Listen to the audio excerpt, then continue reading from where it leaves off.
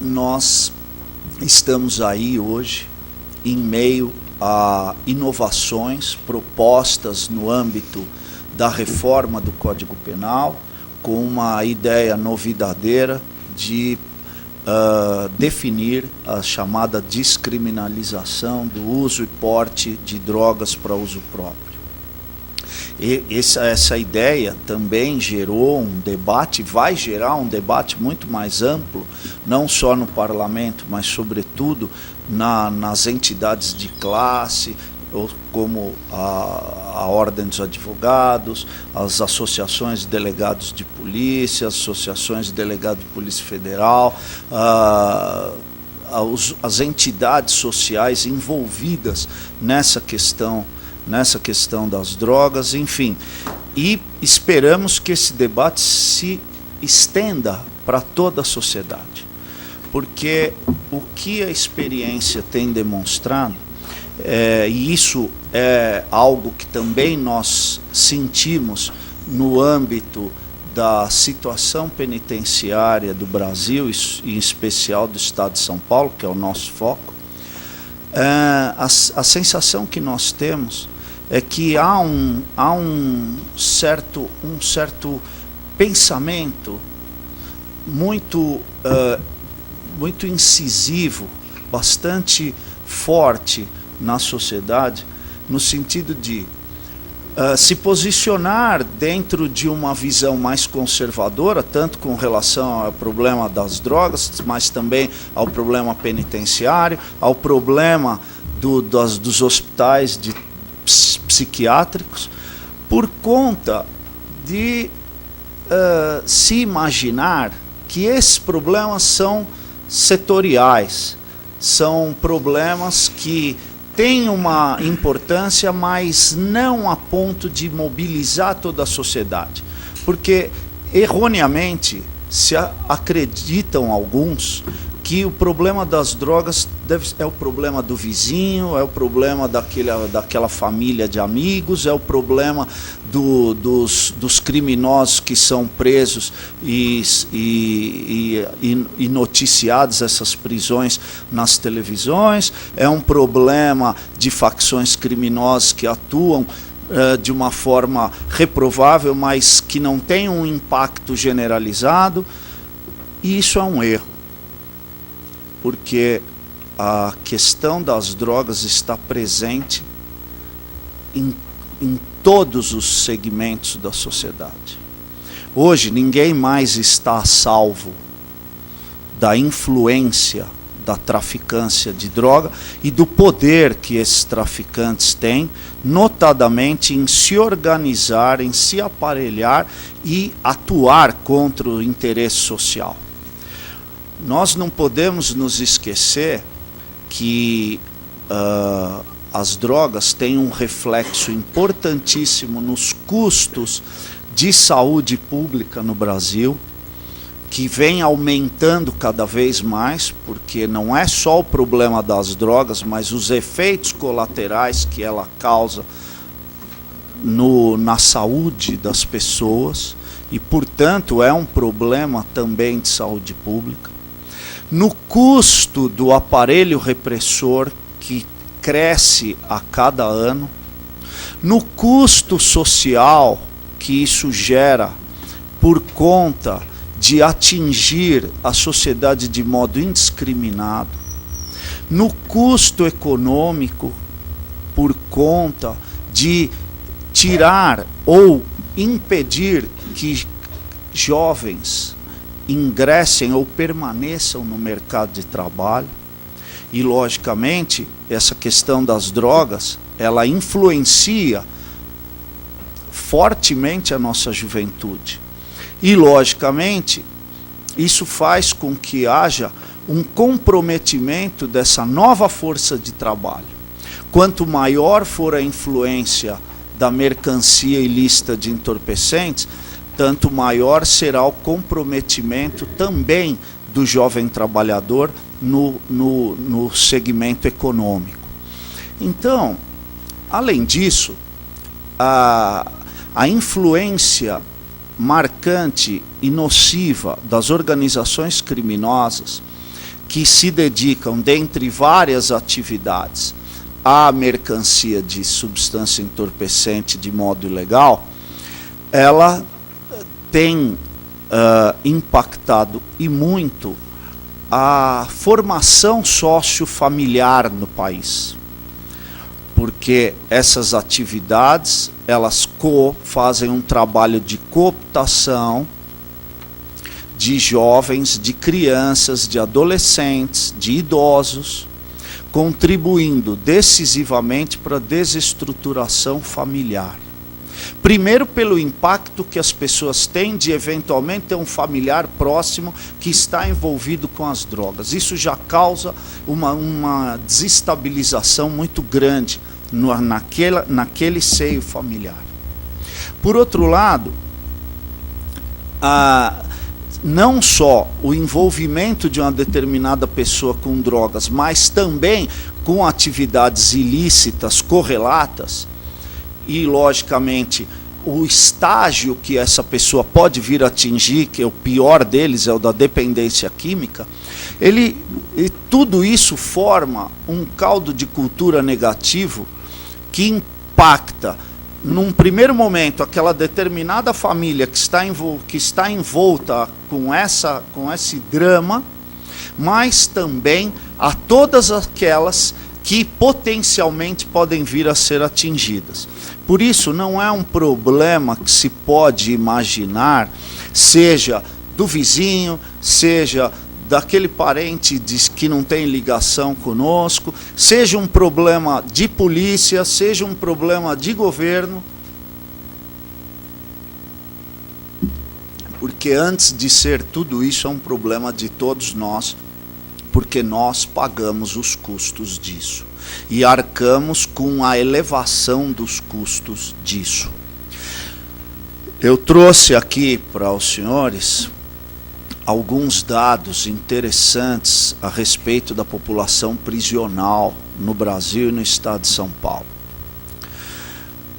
Dados do DEPEN, do Departamento Penitenciário Nacional, revelam, primeiro, que o Brasil é o terceiro maior país em índice de encarceramento.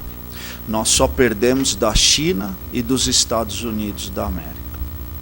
Nós temos a terceira maior taxa de encarceramento por 100 mil habitantes do mundo.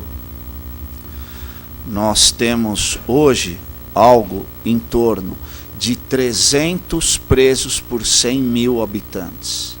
No estado de São Paulo, a situação ainda é mais dramática, porque no Brasil hoje nós temos quase 600 mil pessoas presas, quer em regime de custódia provisória, quer em regime de cumprimento de pena. E no estado de São Paulo hoje, nós já beiramos, ou melhor, ultrapassamos a casa dos 180 mil presos. E o estado de São Paulo registra quase o dobro da média nacional de encarceramento por 100 mil habitantes. Nós estamos hoje com quase 500 presos por 100 mil habitantes. Isso é um dado bastante sério e preocupante. Agora, se nós examinarmos o perfil dessa população que está hoje nos presídios, nós vamos encontrar uma participação muito forte de pessoas que estão envolvidas com drogas. Os dois maiores segmentos criminosos que levam essas pessoas à prisão são o tráfico ilícito de entorpecentes e os crimes patrimoniais. Agora, logo depois do tráfico de drogas, que é a maior causa de prisões, de encarceramento, melhor dizendo, no Brasil, são os crimes patrimoniais, e estes são os crimes de roubo, latrocínio, furto qualificado. Mas a látere desses delitos vêm os delitos de homicídio, homicídio qualificado. Então, quando nós examinamos esse perfil, nós encontramos uma correlação bastante dramática entre esses todos delitos a que eu me referi. Por quê? Porque o traficante, ele pode ter começado como usuário e ter se tornado um viciado dependente químico ou não, mas para esse segmento que tem essa vinculação de traficância por uso reiterado de substância entorpecente por vício ou dependência química, em regra, ele se dedica também à prática de crimes patrimoniais e além da própria mercancia de drogas para sustentar esse problema de vício ou de dependência química. Agora, quanto mais incidente, quanto mais abrangente for o tráfico de drogas, maior será o índice de crimes patrimoniais, porque tanto maior será o mercado consumidor também.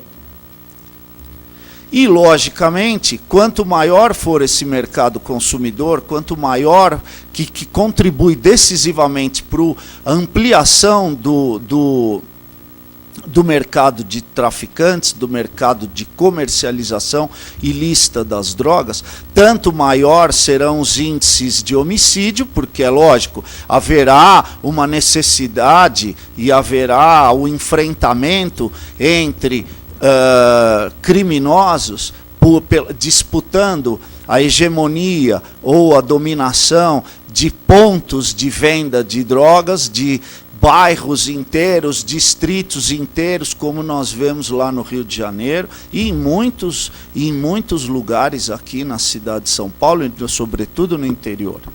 E tanto maior sendo esse mundo, quanto mais abrangente esse mundo, maior o tráfico de armas para sustentar todo esse sistema, maior os índices de lavagem de dinheiro, maiores e mais bem aparelhadas as organizações criminosas, e tanto maior também será a evasão de divisas, e logicamente nós, quando nos deparamos com um debate a respeito da descriminalização, nós chegamos a um dilema.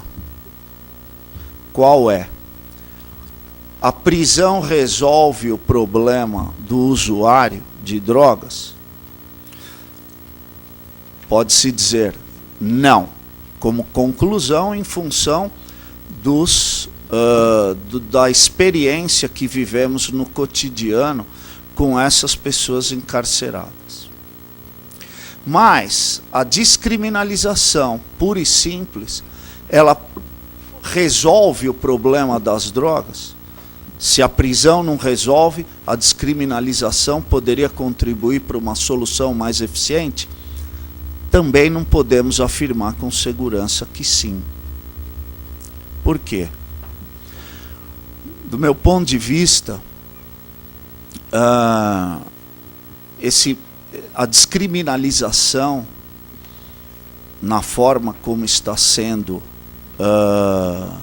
proposta, com todo respeito à comissão de notáveis que assim propôs, que assim elaborou,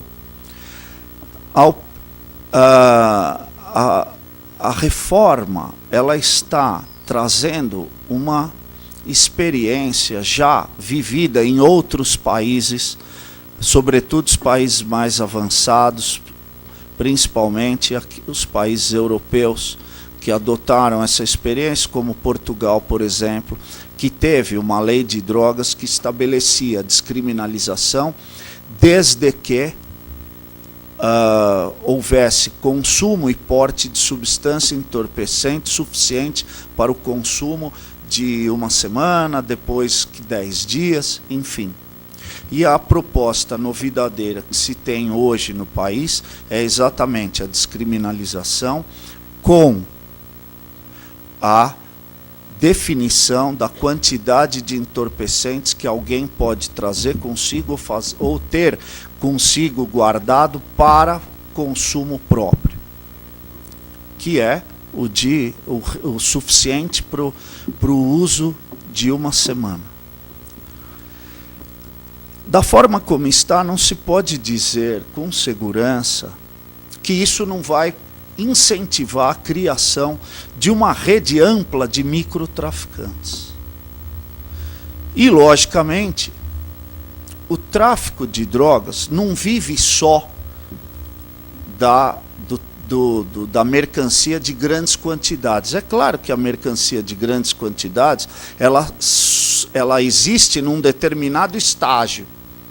Só que ela se sustenta verdadeiramente pela profusão de pequenos traficantes. E quando isso acontece, a sociedade é mais atingida. Só que a profusão da atividade do pequeno traficante, ele estimula um crescimento cada vez maior do mercado consumidor. Então, cada vez mais pessoas são trazidas à experiência nefasta das drogas e, logicamente, a vinculação dessas pessoas a esse mercado, a essa relação bionívoca aterrorizadora, que é o tráfico, o uso, a formação desse círculo vicioso. Realizo o pequeno tráfico porque sou viciado em drogas, porque sou dependente químico, gera o impacto também nos crimes correlatos à mercancia de drogas, como os crimes patrimoniais. Então, quanto maior for o mercado de usuários de droga, maior será o mercado, o segmento dos dependentes químicos, dos viciados, que vão, de alguma maneira, financiar o seu vício, a sua dependência, praticando crimes patrimoniais e praticando, nestes crimes patrimoniais, uma quantidade considerável de furtos e roubos. E, logicamente, tudo isso precisa ocorrer num ambiente de elevado índice de armamentos. Logicamente que o mercado de armas,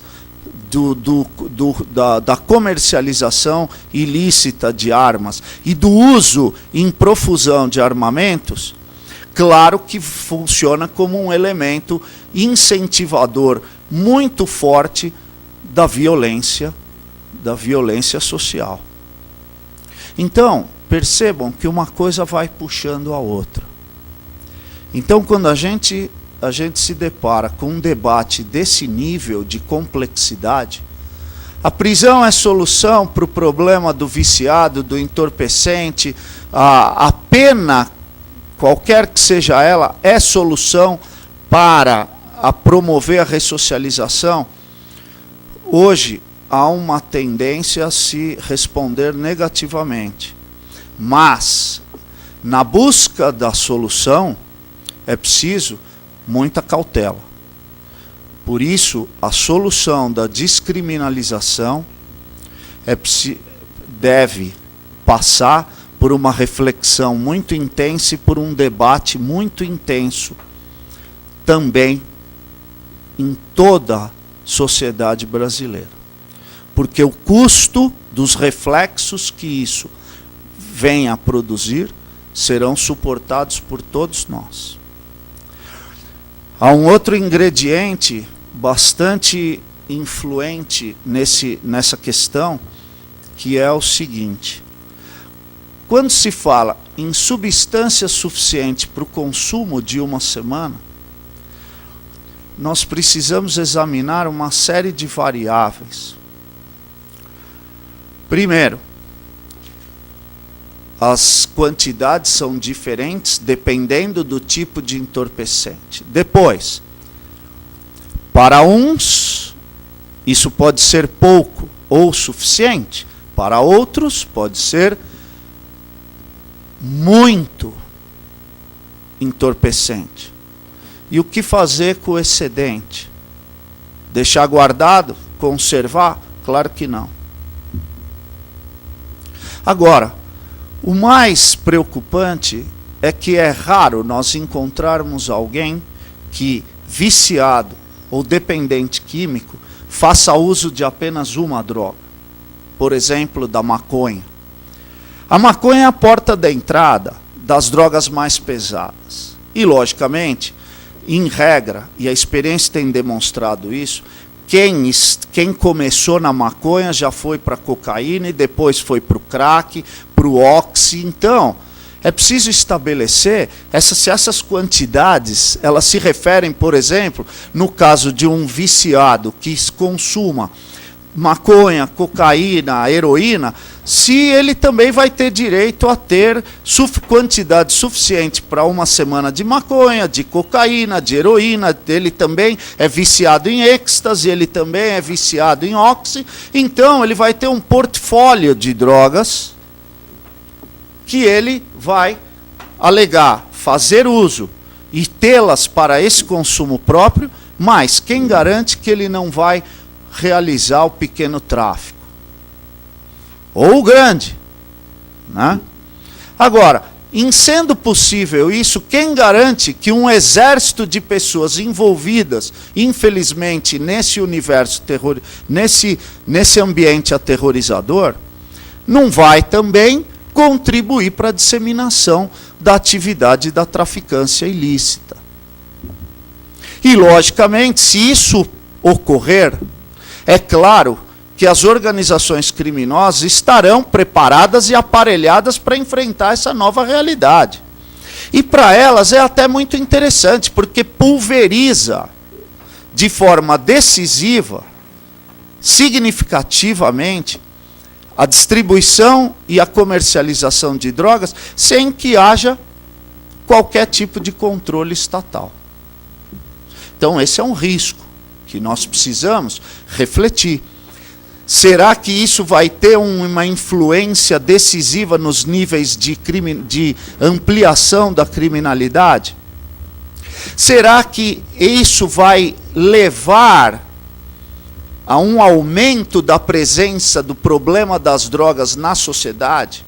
Ou seja, mais pessoas serão atingidas, porque, é claro, isso é uma novidade, pode gerar uma afluência para esse mundo de pessoas que até então não estavam nesse segmento e se veem convidadas a ingressar por força da inexistência de tipificação. Agora, só para concluir esse tema, essa abordagem,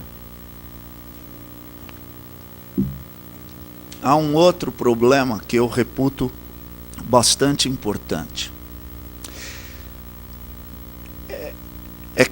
Será que o Estado estará aparelhado para dotar a rede de saúde pública de instrumentos eficazes de tratamento dessas pessoas que são viciadas ou dependentes químicos, de modo a permitir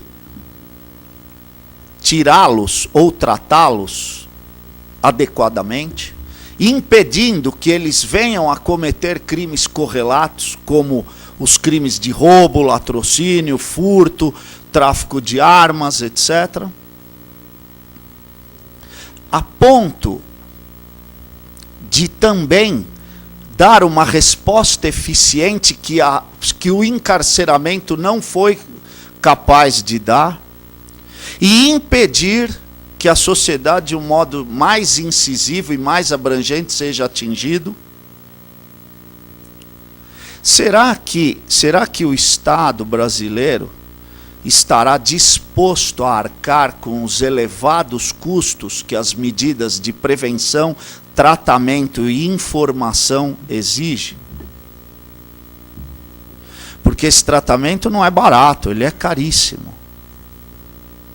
Será que a sociedade vai estar ligada nisso e vai se importar em dizer, não, vamos contribuir mais decisivamente para tratar dos nossos doentes? por influência das drogas, ou nós vamos viver vamos nos deparar com aquele velho discurso. Se não tem nem hospital público, nós vamos gastar em clínicas especializadas para tratamento de drogado. O drogado é um marginal, deixa ele aí.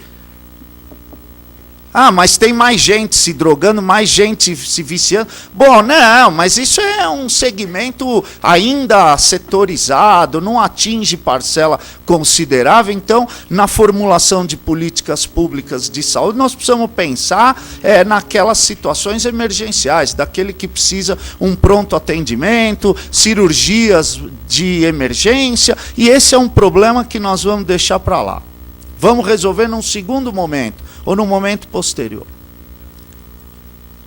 Se isso ocorrer, realmente nenhum de nós está a salvo mais. Por outro lado, as políticas descriminalizadoras que foram postas em prática em muitos países da Europa, hoje experimentaram uma reviravolta, com a aplicação de medidas de política criminal mais duras, no sentido de combater até mesmo o porte de drogas para aquele que é usuário ou dependente químico. Então, nós precisamos também aprender com a experiência dos outros países. Agora, qual será o efeito imediato disso?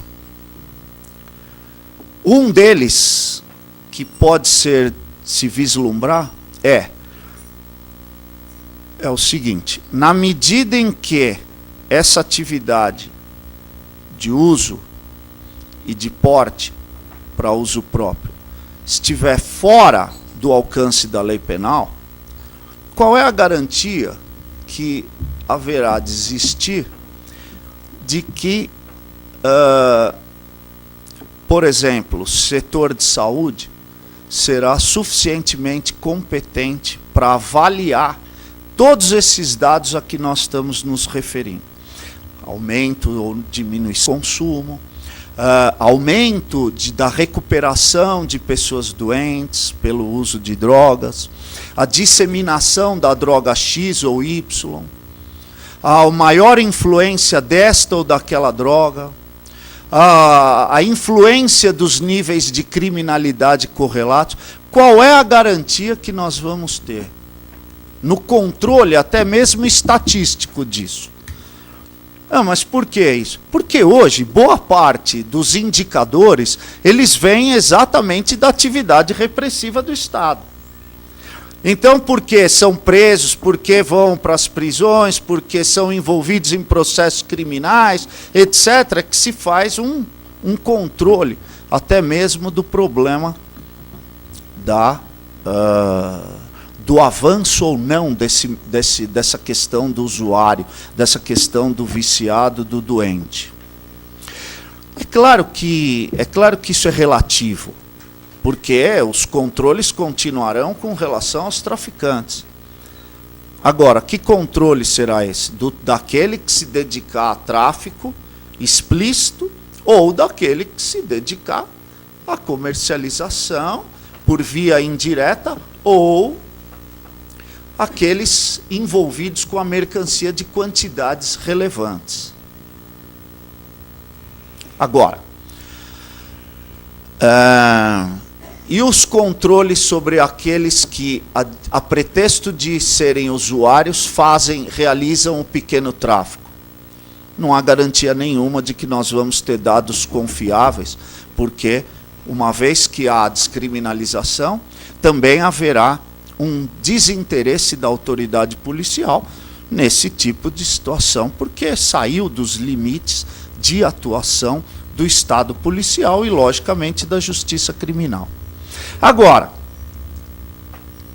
a gente fala o seguinte: bom, se isso é verdade, também é verdade que pode haver um aumento considerável do número de pessoas presas por tráfico, até mesmo pela dificuldade que a autoridade policial venha a ter no enquadramento de alguém que alega ser usuário, porque a autoridade policial vai ter que fazer ali uma aferição da quantidade de droga para ver se ela se enquadra ou não na situação da guarda ou porte para uso próprio. E muitas vezes o Brasil é muito difuso, ele é multifacetado, as culturas são diferentes e, logicamente, as atitudes são diferentes.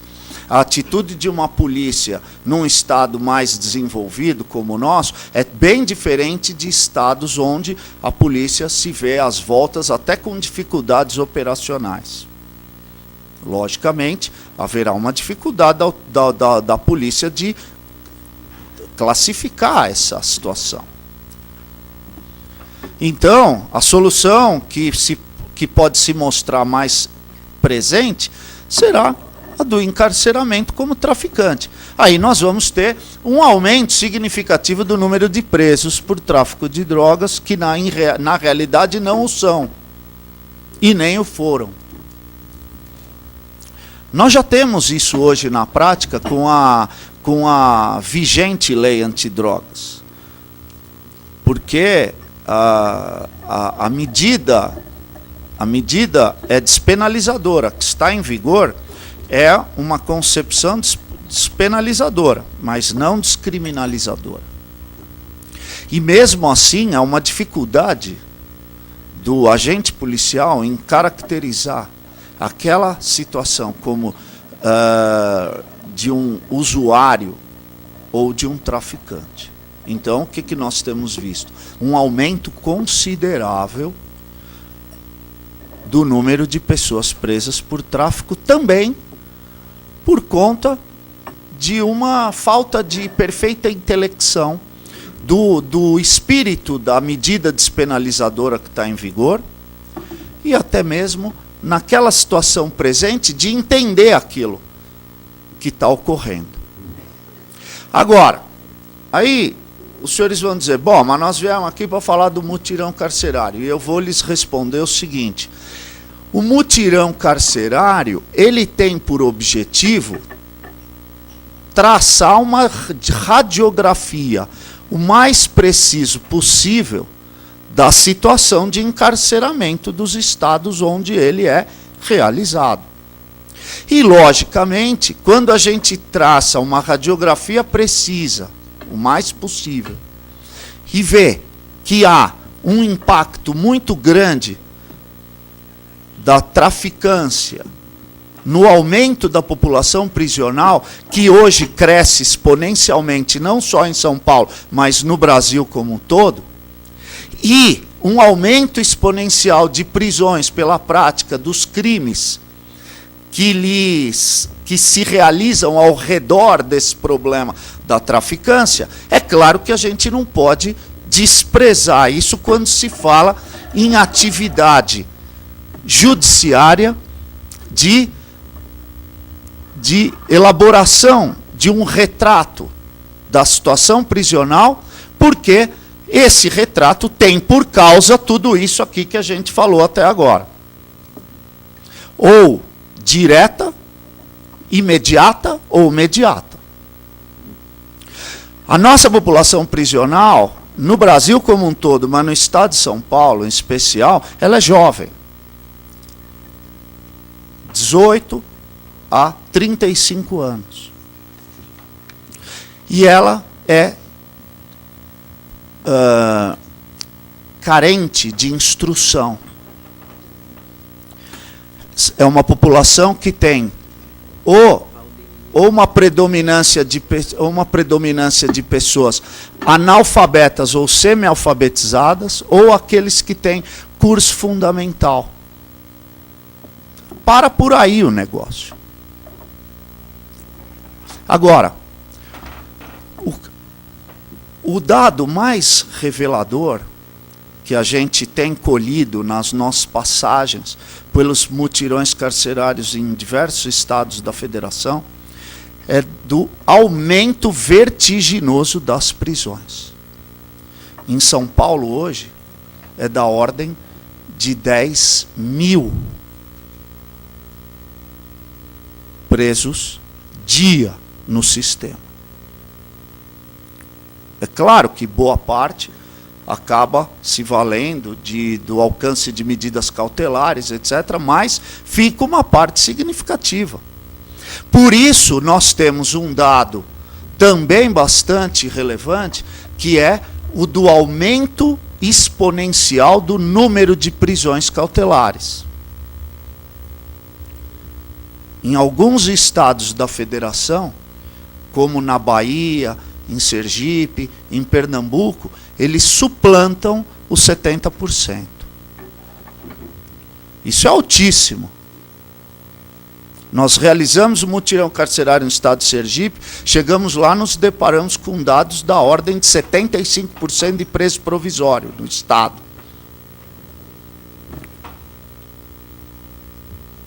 No estado da Bahia, também 60 e tantos %. No estado de São Paulo, nós não temos essa proporção, mas, em função do número de pessoas presas no estado, e devido ao número de pessoas encarceradas por 100 mil habitantes, nós podemos dizer que há, sim, um crescimento, não dessa ordem de grandeza em percentual, mas um crescimento muito considerável de presos provisórios. E são eles, por exemplo, que numa cidade como São Paulo, formam a maioria das pessoas detidas. Os CDPs aqui da capital estão superlotados, isso é de conhecimento público, e a predominância é de presos provisórios. Se imaginou que a lei das cautelares iria contribuir decisivamente para haver um maior controle desse número de pessoas presas provisoriamente. Se chegou a imaginar até que haveria um declínio desse número, mas isso não é, infelizmente, para aqueles que assim imaginavam, não é isso que a realidade vem demonstrando.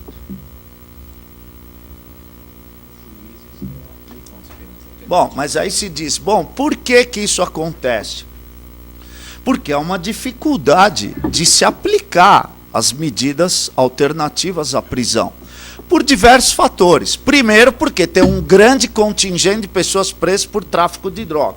Agora, que tipo de tráfico é esse? É um tráfico de menor expressão, tanto que essas pessoas acabam sendo condenadas por tráfico chamado privilegiado.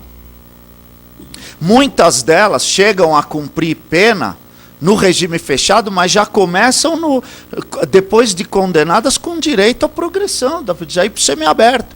Assim que são condenadas, já estão com direito, pelo menos por lapso, a ir para o regime semiaberto. Por quê? Ficaram presas provisoriamente durante o processo, a pena é curta, é claro que a progressão hoje é admitida, é óbvio que vai haver já o direito, pelo menos em tese, à progressão criminal. Então, o tempo de prisão processual que ele passou no regime fechado, ele realmente não teve qualquer influência no que diz com um dos objetivos fundamentais da pena, que é a ressocialização.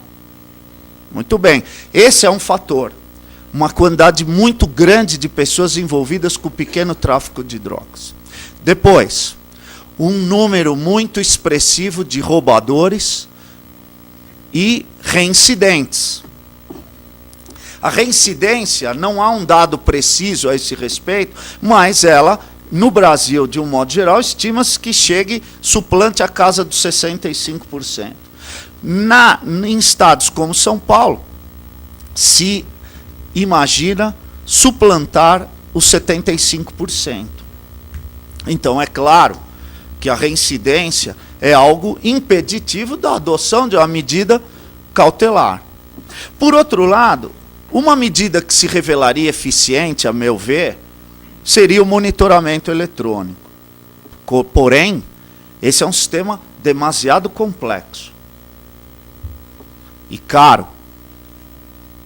Por quê? Porque com o número exponencial de pessoas presas provisoriamente, a adoção da monitoração eletrônica exige o controle disso. Esse controle é muito complexo, porque quando se fala aqui na cidade de São Paulo, se diz para a pessoa, olha, o senhor não pode sair dos limites da sua comarca. E vai ser monitorado nesses limites. Aí a pessoa fala, não, mas tudo bem, mas eu trabalho em Guarulhos, olha, na divisa ali com um bairro da Zona Leste, do extremo leste de São Paulo. Não pode, porque já saiu do limite da comarca. Não, mas como é que eu vou trabalhar? Eu não tenho como trabalhar, então eu não tenho como sustentar minha família. Então, são problemas complexos que a gente vê em termos de fiscalização do cumprimento das condições alternativas. Mas isso não é um problema do judiciário, isso é um problema do Estado. Agora, as condições subjetivas do preso não autorizam, em sua grande maioria, a adoção de medidas alternativas em função desses dados a que eu me referi. Por outro lado, nós temos uma outra situação, que é a da aplicação da fiança. Só que a fiança, além de ser um instituto de aplicação limitada, ela exige uma compatibilidade com a situação econômica daquele que deverá prestar a fiança.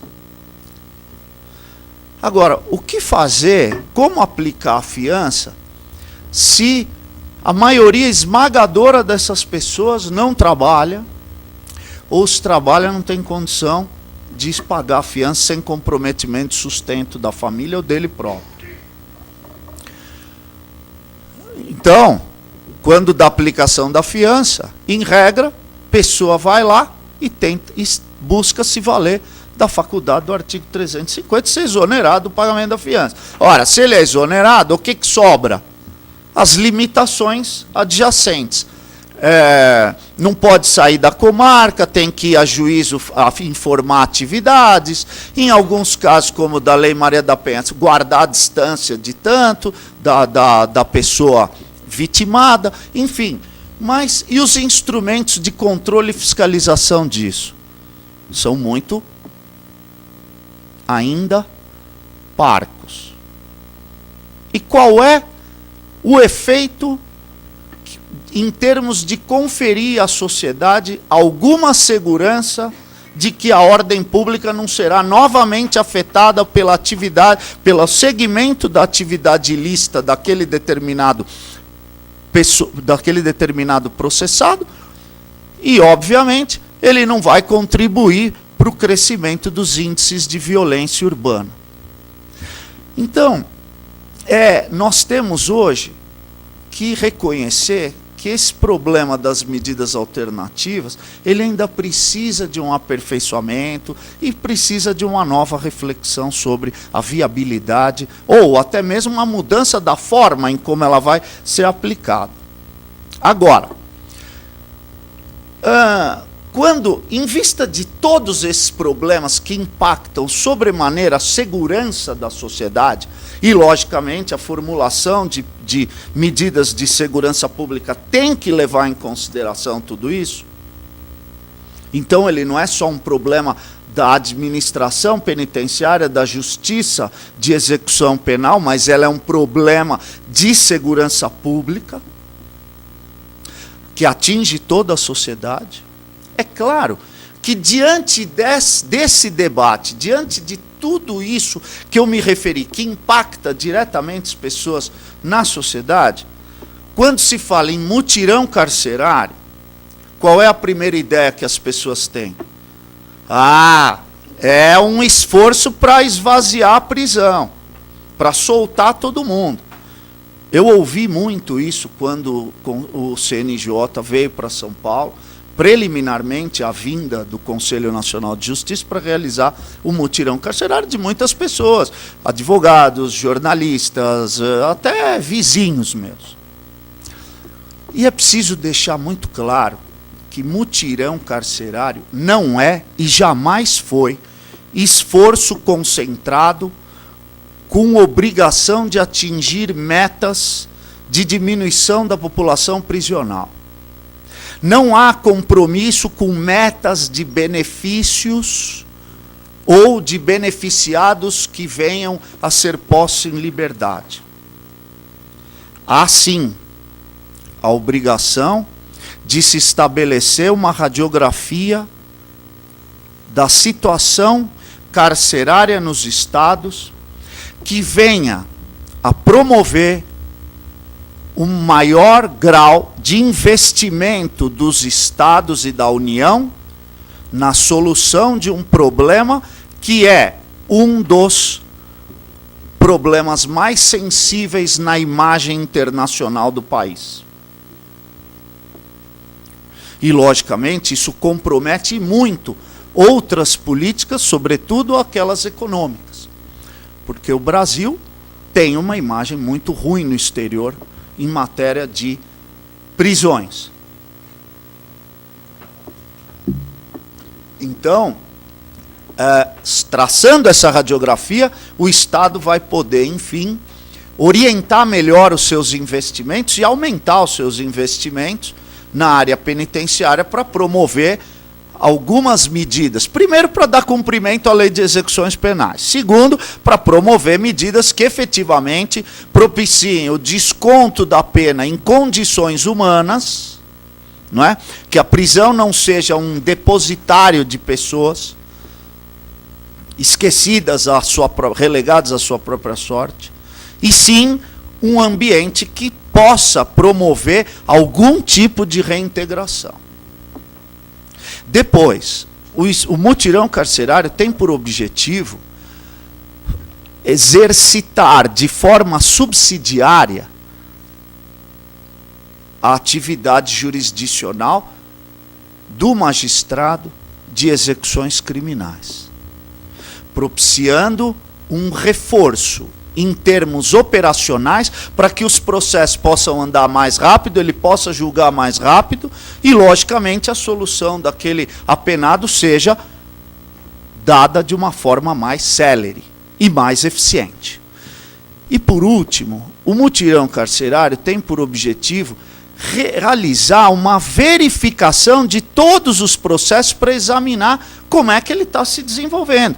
Até mesmo para traçar uma radiografia, e esse é um objetivo primordial, das varas das execuções criminais atuantes nos estados em que o mutirão se realiza, com o objetivo de oferecer aos tribunais de justiça, aos tribunais superiores, às casas legislativas,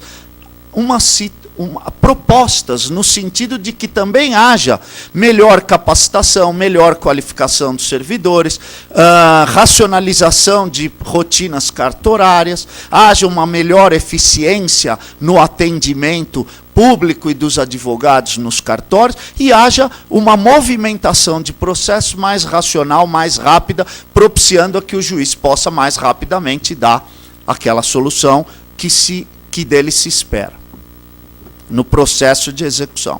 E orientar melhor também investimentos, notadamente na elaboração e na dotação de verbas orçamentárias para esse segmento, que é importantíssimo. Porque eu volto agora a fazer um paralelo com aquilo que eu comecei dizendo. Do mesmo jeito que o problema das drogas não é algo isolado, o problema prisional também não é. Porque quanto mais as prisões forem escolas de aperfeiçoamento do crime, tanto maior é a reincidência, maior é a criminalidade, e isso é um círculo vicioso. No estado de São Paulo, o mutirão carcerário contou com 13 juízes e o concurso de mais de 50 servidores, não só do Tribunal de Justiça de São Paulo, mas também de tribunais de justiça de outros estados, convocados especialmente para esse trabalho. Examinou-se 75 mil processos. Ou seja, todos os processos de execução de presos recolhidos no regime fechado do Estado de São Paulo. Não se examinou o preso provisório, mas sim aqueles já condenados. Agora, realizou-se a visita em 147 unidades prisionais. E, logicamente, ao se realizar essas visitas, traçou-se um diagnóstico da situação, sobretudo dos presos provisórios, que vai servir para orientar a adoção de políticas legislativas no âmbito criminal e processual penal, que possam melhor buscar uma solução mais eficiente para esse problema. É lógico que a gente não descura que o problema da superlotação dos presídios no Brasil é um problema também de criação de vagas. Agora, a gente também se depara com dados extremamente preocupantes. Seria necessário que se construísse 10 presídios por mês para acolher todo o contingente que entra no sistema. E isso é impensável. Nós vamos construir 120 unidades por ano e isso só faz crescer. Então, é preciso ampliar um pouquinho mais, aprofundar um pouquinho mais na solução. E isso, a atividade do mutirão se revela bastante interessante na ajuda da pesquisa por soluções. E a participação dos advogados foi decisiva para a consecução dessa tarefa, que começou no dia 20 de julho, terminou no dia 16 de dezembro. Uma tarefa bem difícil e muito complexa. Foram feitos cálculos de pena em todos os 75 mil processos. Porque o cálculo é o grande problema que trava o andamento da execução. Foram tudo isso sem o compromisso, os advogados, pelos advogados militantes e a própria Defensoria Pública, tiveram uma atuação decisiva. Por quê? Porque formaram o tripé da relação processual em sede de execução. E para agilizar tudo isso, a participação do advogado foi fundamental, porque nós tivemos o concurso de advogados que, por diletantismo, se propuseram a participar, peticionando, pugnando benefícios, agitando questões no âmbito da execução, dando uma contribuição considerável. Por isso, o mutirão é isso, uma conjugação de esforços do judiciário, da sociedade pela participação do advogado, da sociedade pela atuação do Ministério Público, das entidades de direitos humanos, das entidades que formam aquilo que a gente chama de sociedade civil, notadamente a imprensa.